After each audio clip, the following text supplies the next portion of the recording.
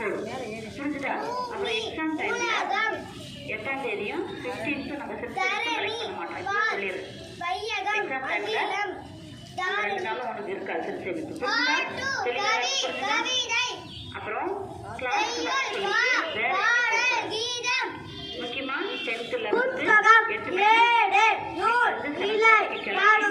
பள்ளிக்கு தான் வருது. அதே மாதிரி